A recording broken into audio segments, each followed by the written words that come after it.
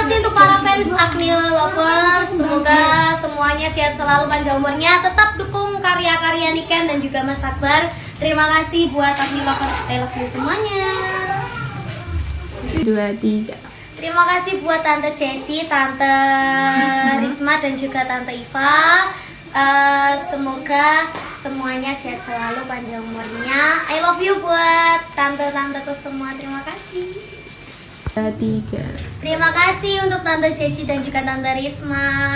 Semoga cepat ketemu aku, semoga pulang. Terus semoga sehat selalu. Terus tambah sayang sampai Niken, support terus. Terima kasih.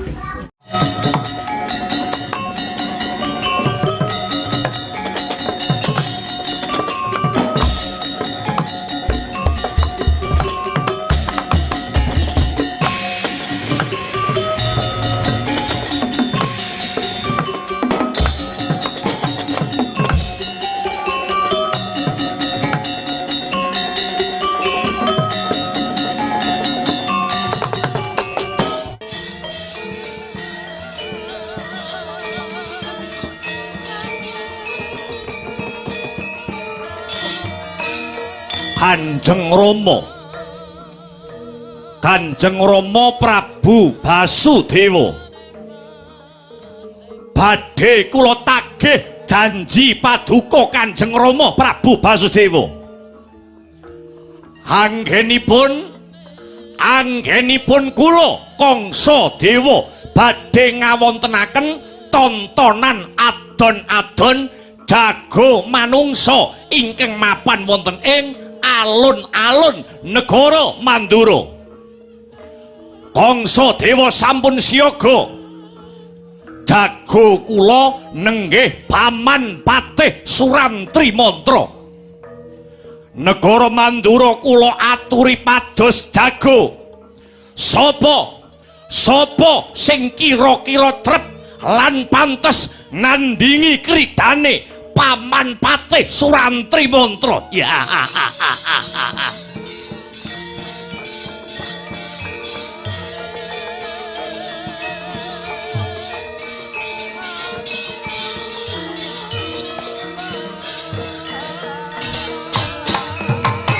Oh.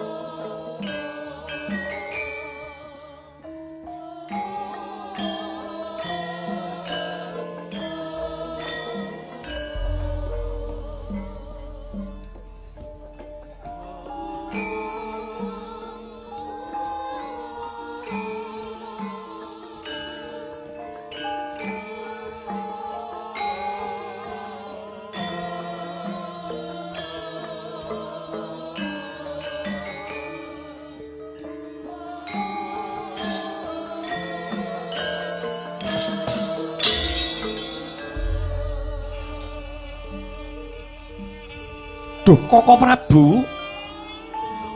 Prabu jimat papunden kula donya praping delahan. Koko Prabu Basudewa sajak ngedeng kalimput ing pepedhut menapa ingkang dados daruna sumangga kula aturi amedhar sabda. Duh, njeng Koko Prabu. Nuwun inggih njeng Koko Prabu, menawi wonten gembolaning raos ingkang kineker, mugi saged kababarna kanthi trawaca. Duh njeng Koko Prabu. Ya jagat, ya dewa, ya Bathara. Oh, adhiku Yayi, adiku Yayi Arya Prabu lan Ugrasena nganti ora bisa ngadeg jejeg negara Mandura iki arep nemahi lelakon apa Yayi? Sajake anggone si Kangsa Dewa bakal nganakake wujute adon-adon jago manungsa. Pangeranipun Kakang mung kanggo sarana bakal nguwasani negara Mandura iki Yayi. Waduh. Lah lajeng kersanipun Koko Prabu kadosa pundi kula Arya Prabu arsa nyadong dawuh Koko Prabu. Arya Prabu dina iki uga Arya Prabu enggal lumarapa mapan ana ing Widara Kandang. Tili ana putraku Kakrasana, Narayana lan Si Bratajaya kang sengaja ndak singetake ana ing Widara Kandang. Aja nganti telung mutiara sing tak tandur ana ing Widara Kandang konangan kelawan titisaning mungsuh. Enggal budhalo Arya Prabu nyuwun pamit Duh Koko Prabu.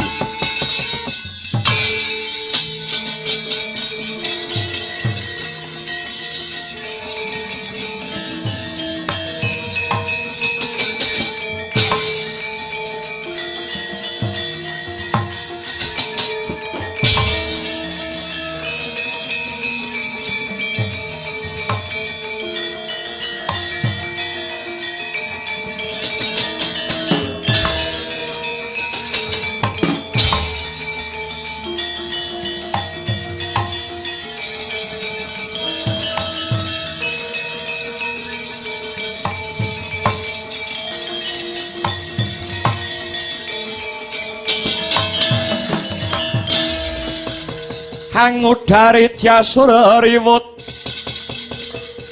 ora wete ora watwawati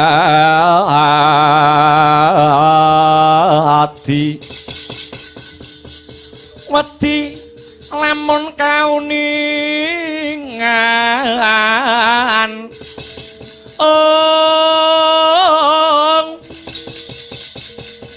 mring sang hambek ngumaladi tanwandi pinardi bloko kajornan kang hambek juti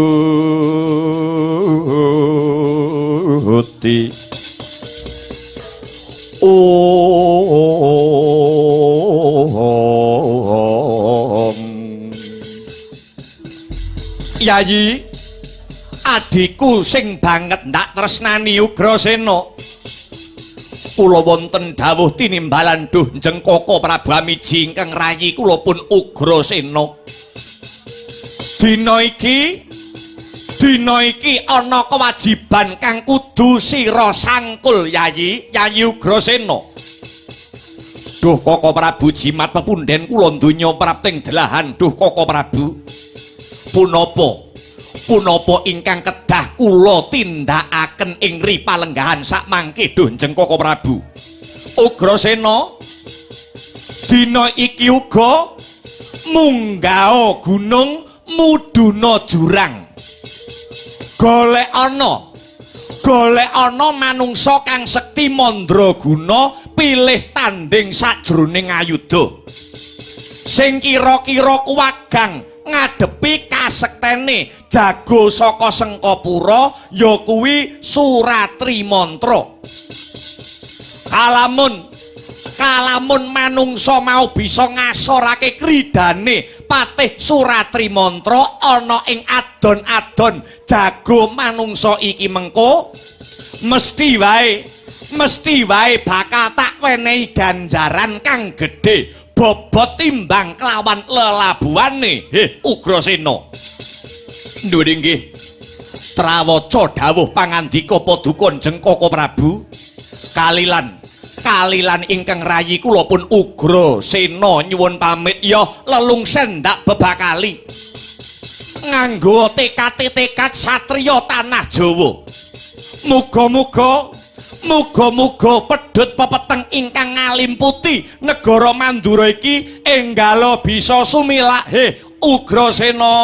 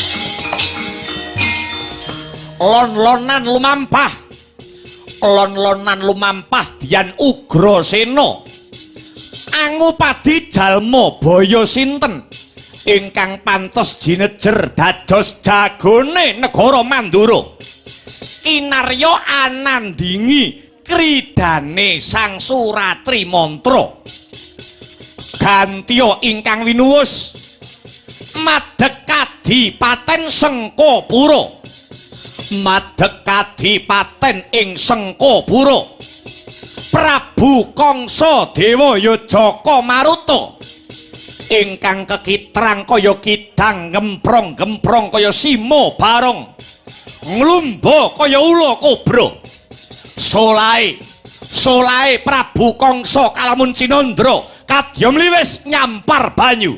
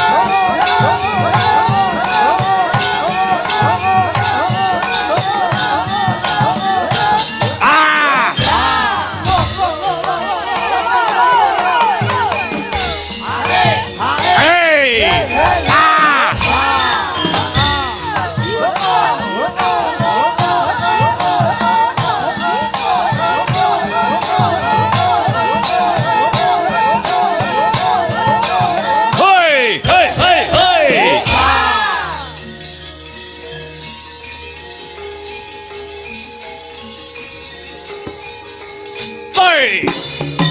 Hikut Pak oi. Oi. Wah. Nah. Oi. Ah. Hi. Ah. Oi.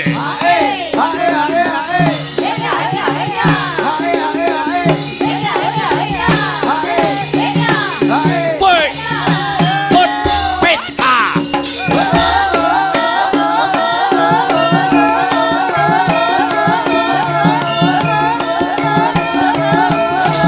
Nah. Hi.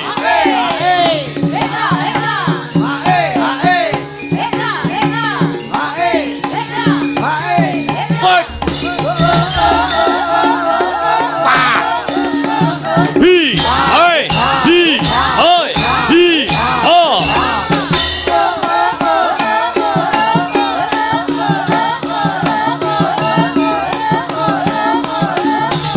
Nah. Pas.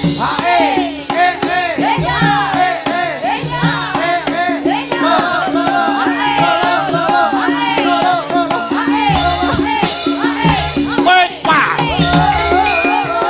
Pas. Hi. Oi. Hi. Oh. Hi. Oh.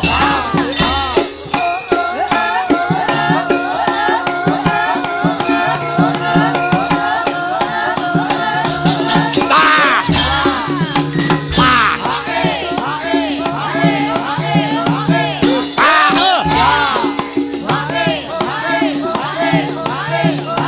Oi. Ah. Oi. Hi.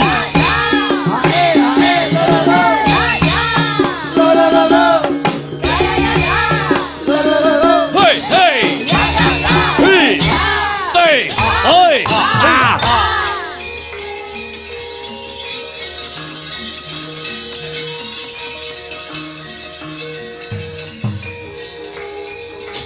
Ah. Hei.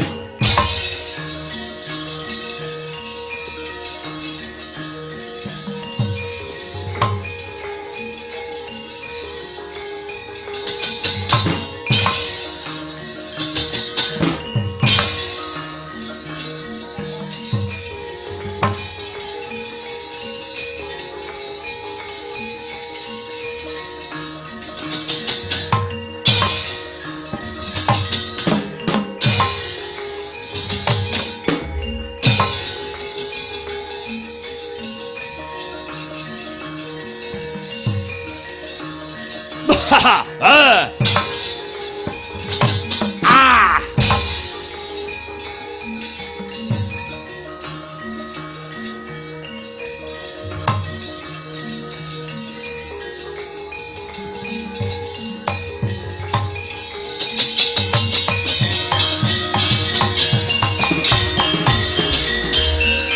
Srumawahyut Sang Yaksendra Kura rupa mangsa skati angin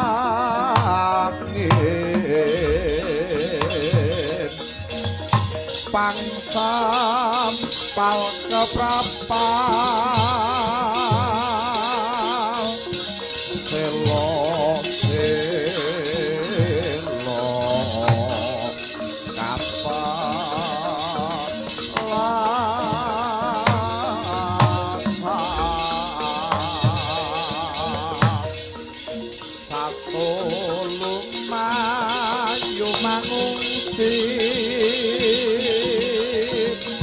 kakyat kakut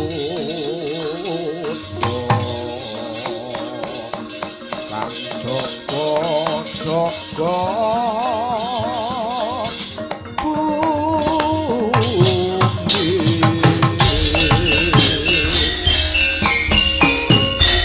Reca manik sejatining alam kang tinuding ing jagat Paman. Paman Patih Suratri mantra paman. Wah. Kawula wonten tinimbalan ingkang adawuh. Anak Angger Baswara Kangsa. Amiji ingkang paman ing kepatihan kula pun Suratri mantra. Hei, Kala Praceka. Wonten dawuh tinimbalan Sang Adipati Amiji kula pun Kala Praceka. Lan kowe abdiku sing banget ndak tresnani Kala Pragalba. Wah. Ladalah wonten dawuh tinimbalan Kanjenge apa to marmane Paman Suratri mantra Kala Praceka lan Kala Pragalba adoh ndak awe cerak-cerak saya ndak raketake krana ana babakan ingkang bakal ndak babar magepokan kelawan reka daya lan sandi upaya ingkang rinakit dening Baswara Kangsa. Anggenku bakal jongkeng kelungguhan Ratu Mandura sing diasta kelawan Kanjeng Rama Prabu Basudewa. Senadyan biyen Kangsa Dewa kuwi cedhak kelawan Prabu Basudewa nanging dina iki Kangsa Dewa kepengin ngerek gendera dhewe ing pamrih supaya ambruk adeke negara Mandura. Arep dikaya ngapa lan kepiye? Kangsa Dewa Ratu Gusti ora trima yen mung dadi wong nomor 2 mapan ana ing negara Mandura. Aku kudu dadi wong nomor 1, tegese dadi ratu mapan ana ing negara Mandura. He Patih Suratri mantra. Nggih. Ngestaken dawuh lalajeng reka daya kados pundi ingkang badhe paduka tempuh kangge sarana njongkeng kalenggahanipun Kanjeng Rama Prabu Basudewa nggih. Kanthi cara Kangsa Dewa bakal ngadani tontonan sing jagat durung nate mulat, donya durung nate ana. Wujute adon-adon jago manungsa. Sampeyan Paman Patih Suratri mantra sing kula tuding jinejer dadi jago saking Kaneman Sengkapura nandingi jago saking Kasepuhan negara Mandura. Mula mangtata awak sampeyan ingkang kula deng-deng kaya kendhang paribasane supaya samapta ing gati sawega ing diri mangsirnake jago saka Kasepuhan Mandura. Yen sampeyan Paman Suratri mantra bisa ngalahake jago saka Mandura, tegese Kangsa Dewa bakale dadi ratu mapan ana ing negara Mandura.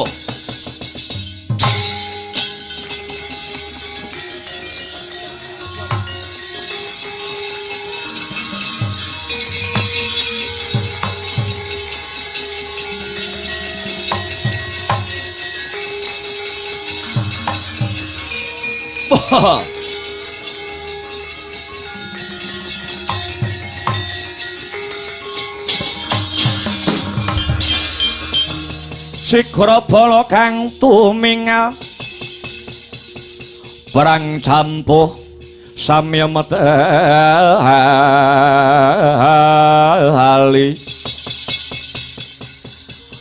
lir tadet wileting kota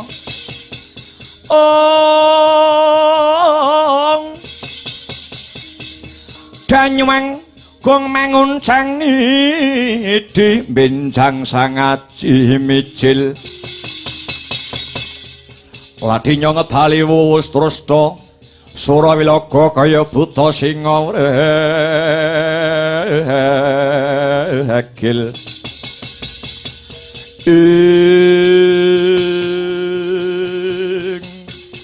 nuringgih mboten langkung mangestokaken dawuh kula sampun saged ngukur Suratri mantra sampun saged ngukur menawi namung jago utawi senopati saking negara Mandura Patih Suratri mantra mboten badhe sulap dumateng kaprawiranipun nggih. Bagus.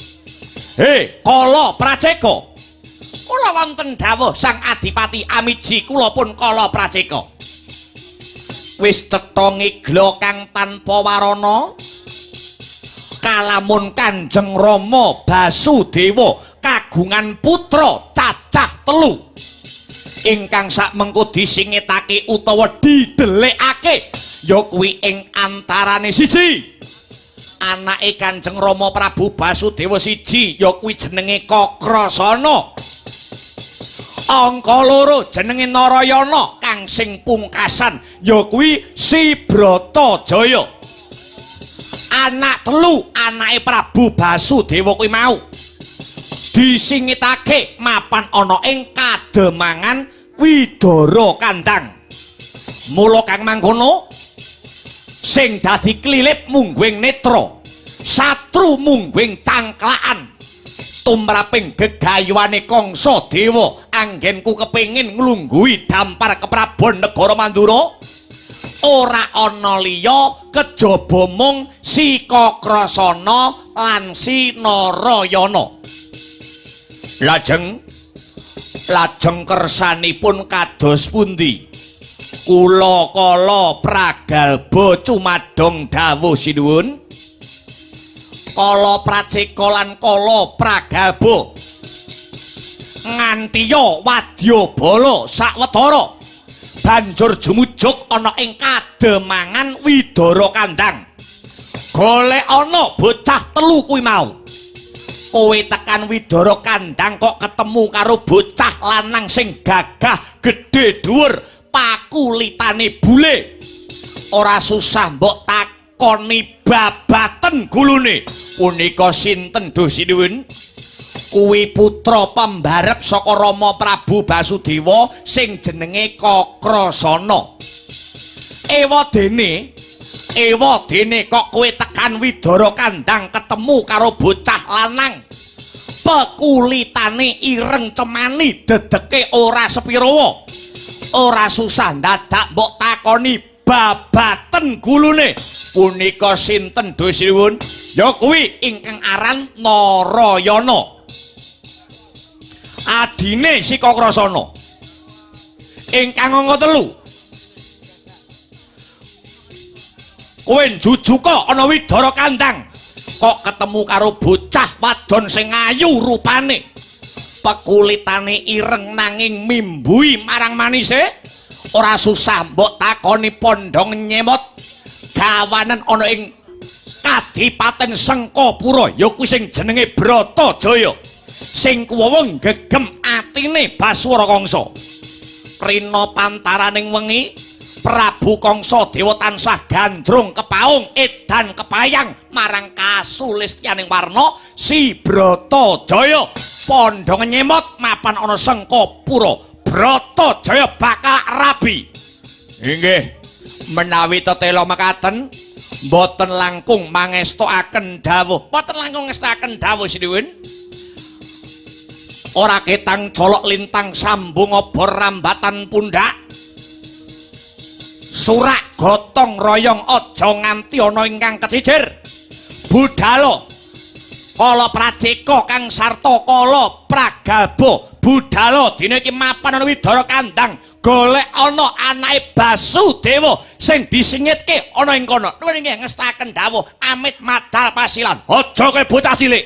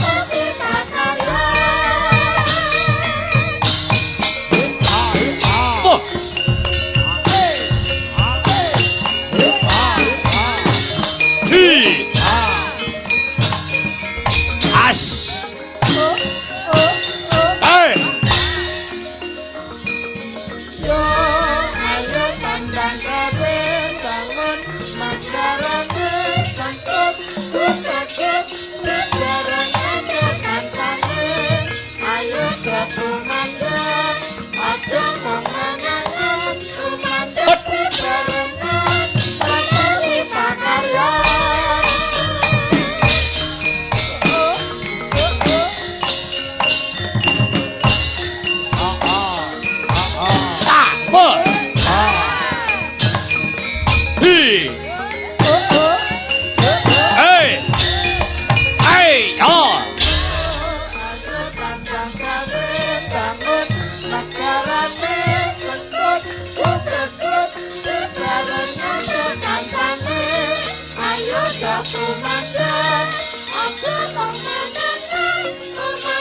Oh, katalah.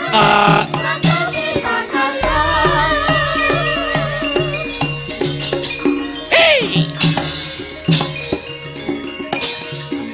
Ay, ah. Hey. Ait.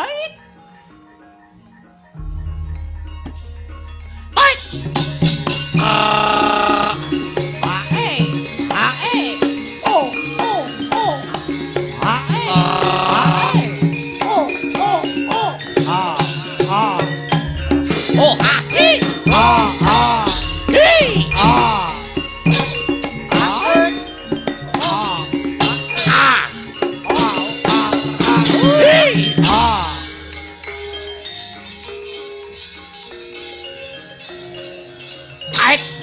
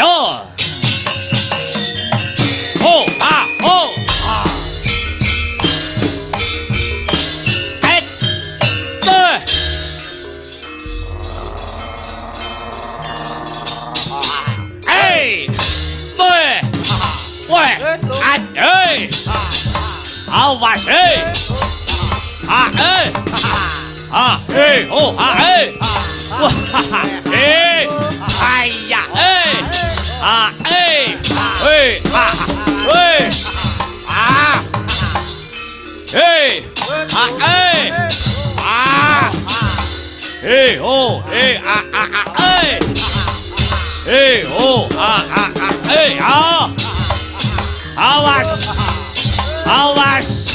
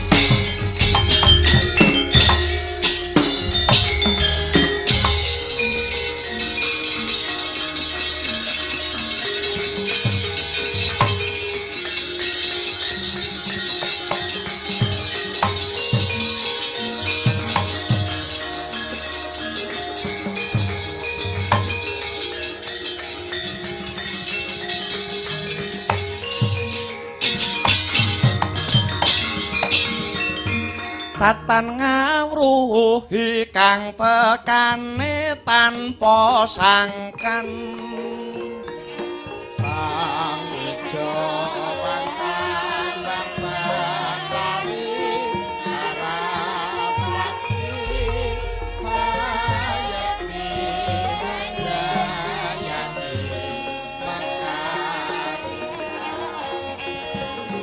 dojo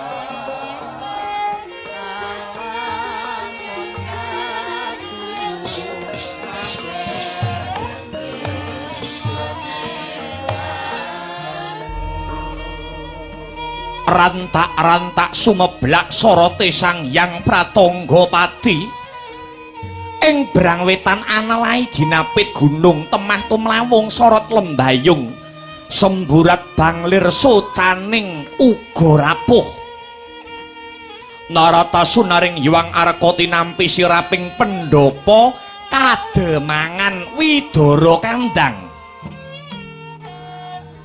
dasar kademangan kang wis mandireng pribadi pinaringan kanugrahan dening Nalendra Agung ing negara Mandura dados bumi perdikan tegese ora duweni kewajiban asok pajek marang negara printen dalu ingkang kababar amung ayem tentrem jenjem kang sarta permanem anane hayu lan rahayu guyub rukun samat sinamat dan daya dinayan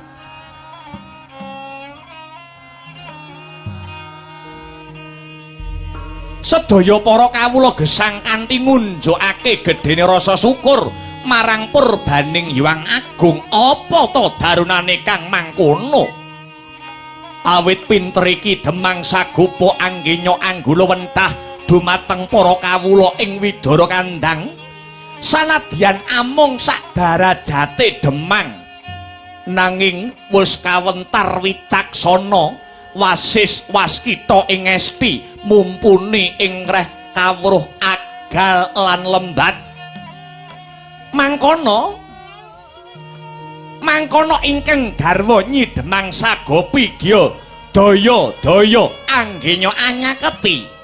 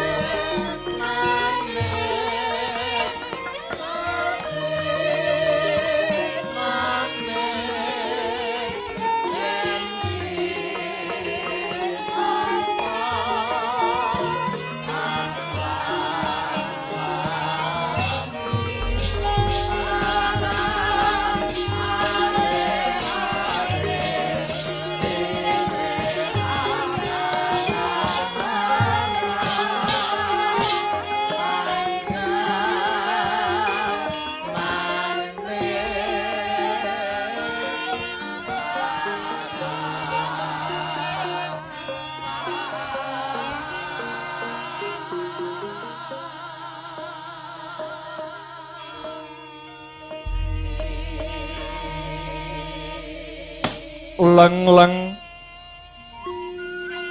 ora miyaning kang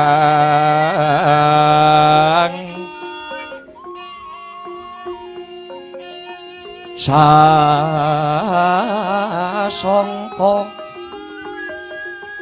kumenyar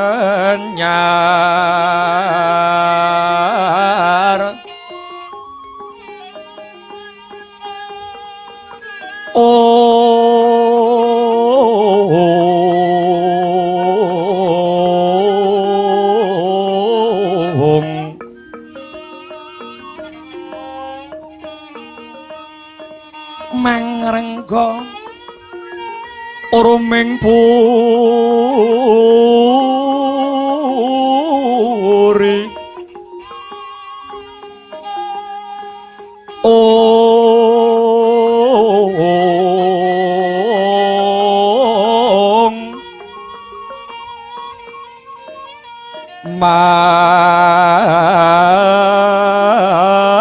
mangkin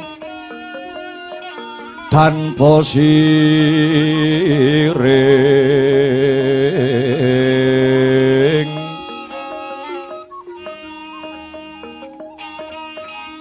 halep nikang mas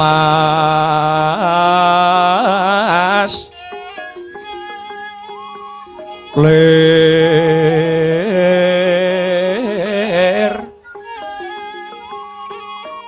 murubing langit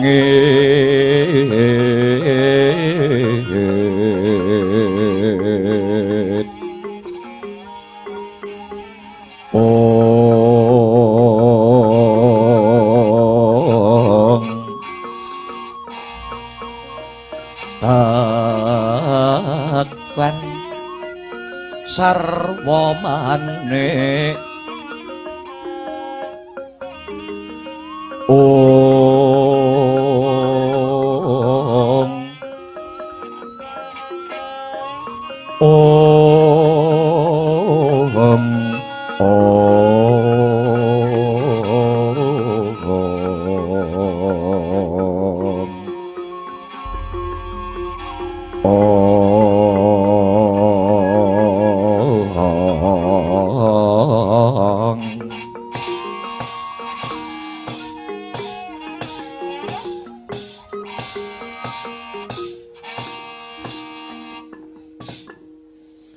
senadyan akeh basa ingkang runtut tembung ingkang patut nanging mungguwe Demang Sagopa ora ana sing ngungkuli endahe ucap syukur konjo ana ngarsaning zat ingkang murwing zat.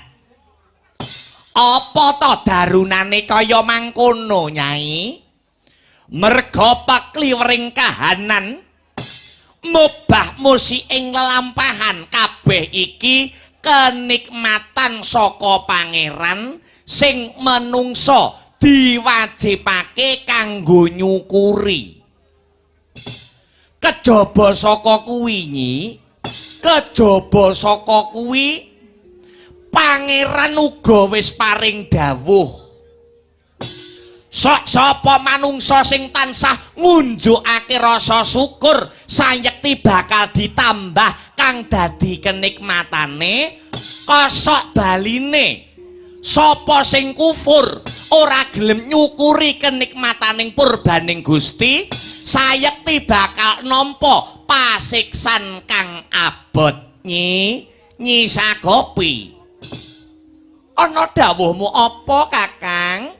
Kakang Sagopa sing pinter ya anggonmu nyukuri kenikmatane Gusti senadyan kowe kuwi dikodratake dadi bojone Demang nanging saka petunge Sagopa sing diarani wong tentrem sing diarani wong mulya ingkang sinebut wong sugih kuwi ukurane dudu Raja Brana ukurane wong sugih kuwi ukurane dudu derajat pangkat sawah amba lan tegal jembar nanging kenikmatan pangeran sing ora ana tandinge kuwi ya kuwi kalamun to awake dhewe urip pinaringan seger waras adoh saka penyakit. Wis to ngaku bandamu pirang-pirang. Ngaku kowe kuwi wong sugih mblegedu, omahmu gedhong magrong-magrong. Kretamu pirang-pirang.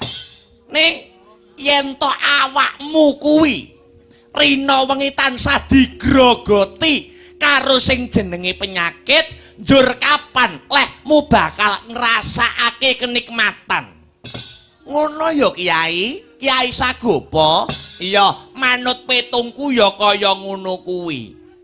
Nah, saiki mara gage gagasen. Saiki mara gage gagasen, mara gage pikiran.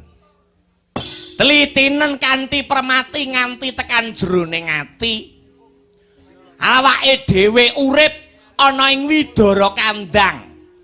Iki wis diparingi kamardikan karo Kanjeng Gusti Sinuwun Ratu ing negara Mandura, ya kuwi Sinuwun Prabu Basudewa.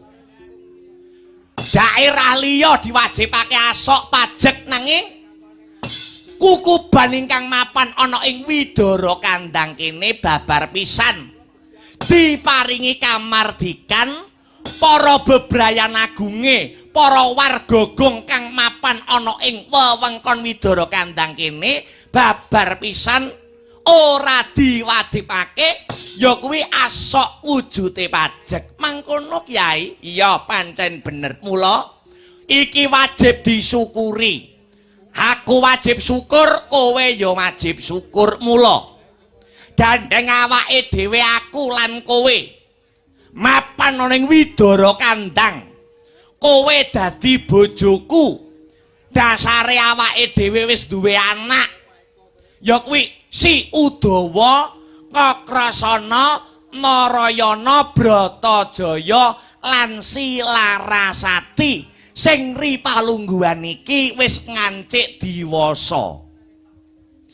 Nyatane bocah-bocah anake dhewe, becik Si Udawa, becik Si Kakrasana, Narayana, Bratajaya, sak larasatine pisan. Nyatane pinter ngendahake dawuhe wong tuwa. Tingkah laku lan muna-munine enak mungguing pandulu lan kepenak mungguhe pangrungu. Mula aku lan kowe wajib ngucapake rasa syukur marang purbaning Gusti ingkang akarya jagat. Wong tuwa rasane kaya munggah swarga tundha sanga. Kalamun anak-anake dadi putra putri sing saleh lan salehah kosok baline Nyai. Wong tuwa kuwi rasane kaya nyemplung neraka jahanam. Yen to duweni anak mrosal nilar saka paugraning kautaman. Nyai, Nyai Sagopi. Permara reh manguswa umya ngambreng. Kadikaronaning kaswasih ring marga Hamalakung. Risang kanta mastrat maca leng-leng lalu manguladi Surya mangrangsang wayah Surya mangrangsang wayah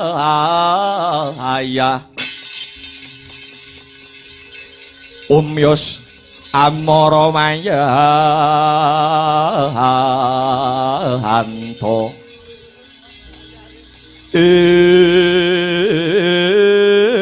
ing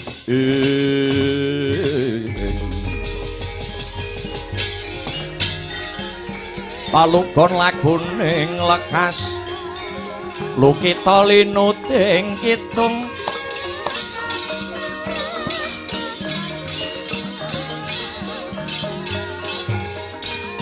kadung kadarang momong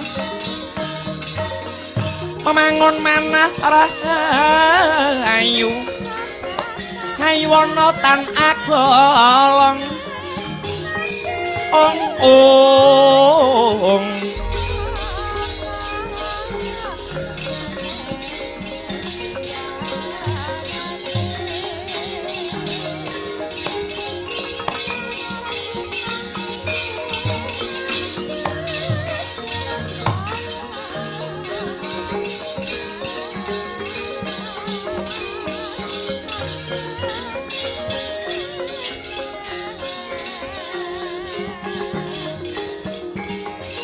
manjing ana pepungkuran kae sajake ana dayoh Nyai. Ya Kyai.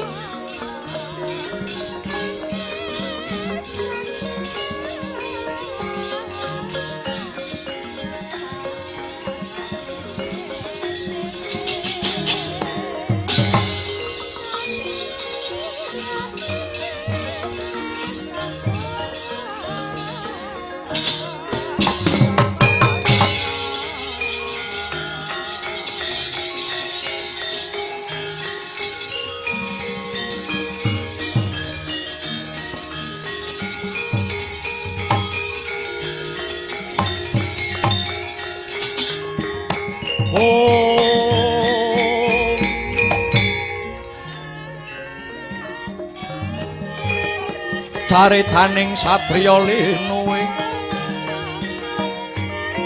kang mardi mring kautaman tan pegat mring pangestine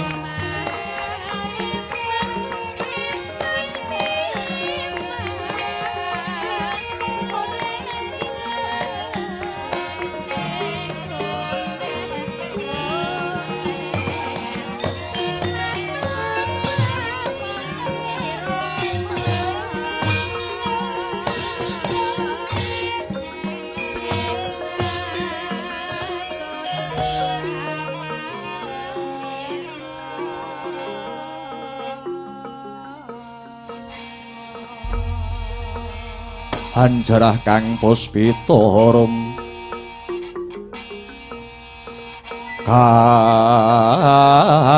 kasiliring samirana mrik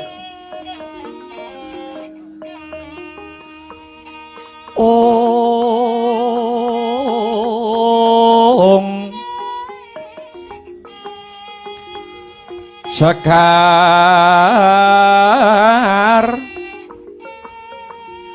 kadung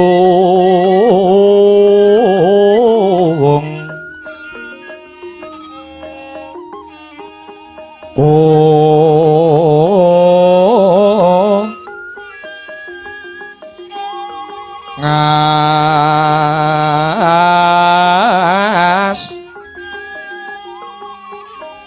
gandanya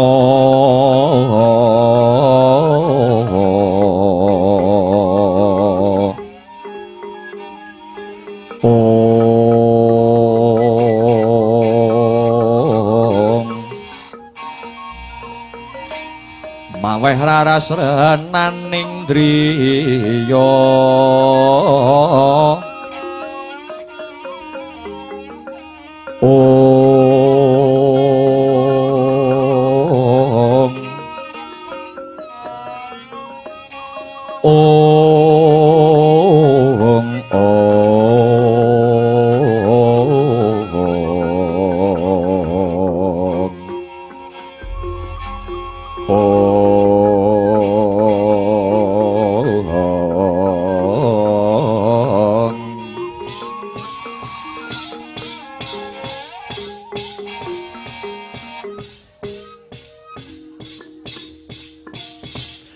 rawuh paduka wonten ing Widara Kandang sagopa ngaturaken sembah pangabekti minangka tandha pangaji-aji mawantu-wantuwa kunjuk ngarsanipun Raden Arya Prabu jagat Dewa Bathara ya jagat Pangestungkara. Iya Ki Demang sagopa wis ndak tampa gawe bombonging rasa ora liwat pangestuku mara gage tampanana Ki. Inggih. Gorawalan anggen kula mundi. Paring pangestu paduka kula tampi tangan kula kalih mugi andadosaken jimating gesang kula. Bingah raos sing manah kula prasasat kejugrukan Wukir Sari kablabaran Samudra Madu. Ing atasipun Widara Kandang ingkang namung mekaten kawontenanipun parandene kerawuhan priyayi agung saking Mandura nuwun inggih sinuwun Raden Arya Prabu. Kula ngaturaken panuwun mbok menawi mbok menawi wonten perkawis ingkang wigati bebasan anyidam rujak ing Cempaluk cumengklungen daya-daya kula pun sagupa kepingin weruh jatining gati ngene yo Ki keroyo-royo nganti aku tekan Widara Kandang kene mergo apa mergo aku mituhu dawuh pangandikane Koko Prabu ing Mandura ya kuwi Koko Prabu Basudewa Arya Prabu kinen lak yenake kepriye kabare para putra-putra Mandura becik Kakrasana becik Narayana lan si Bratajaya kang wis sawetara wanci wiwit kuncung nganti gelung wiwit bayi abang kang isih mbrangkang nganti sak mengko dadi satriya trapang ingkang kondang kang wiwit cilik digulawentah dening Ki Demang Sagopa lan Nyi Demang Sagopi mapan ana Widara Kandang kene inggih kula tak matur langkung rumiyin menawi anak kula Kakrasana menika leres-leres sanget gawe marem atine tiyang sepuh Kakrasana kuwi nggih Kakrasana niku pranyata anak sing pinter gawe mareme wong tuwa nadyan Kakrasana kula gulawentah wonten ing Widara Kandang mriki ning gandeng menika tedhak turune Nalendra Agung mila hambeke satriya lan kanalendran menika tetep nyarira wonten angganipun Kakrasana ning duwe watak elek Kakrasana kuwi iki nggih Kakrasana menika duwe watak cugetan manggan mara tangan angger enek wong sing ora jujur wong sing ora prasaja tan wurunga tiyang kala wau langsung dijotos kalih Kakrasana Kakrasana kuwi nggih hambeke Kakrasana nganti kaya ngono inggih kaluhuran mekaten lah yen si Narayana lah nek Narayana niku lare sing boten nate saba griya angger kumpul karo Udawa niku kaya tumbu oleh tutup rina wengi Narayana iki mesti isine nggur ngluyur angger ana brahmana pinter mesti disuwitani ana pendhita wegik mesti digurani niku watake Narayana ning Narayana niku nggih wonten eleke eleke Narayana mapan ana ngendi nyuwun sewu nadyan Narayana niku pinter meguru sregep golek ngilmu sregep golek kawruh ning Narayana niku radi nakal nakale Narayana nyuwun sewu nek kalih wong wedok niku ngwetek Narayana niku Narayana kuwi nggih angger enek wong wedok sing rada ayu rada mening niku pun matane pun jelalatan si Narayana nggih adike Kakrasana niku adike luwih nakal niku adike luwih nakal nggih menan punapa wonten to wong wedok mara teng Widara Kandang mriki heeh wong wedok niku omahe guyangan heeh lah wong wedok omahe guyangan mara ning Widara Kandang kene kok njaluk jari kurang 30.000 apa ya umum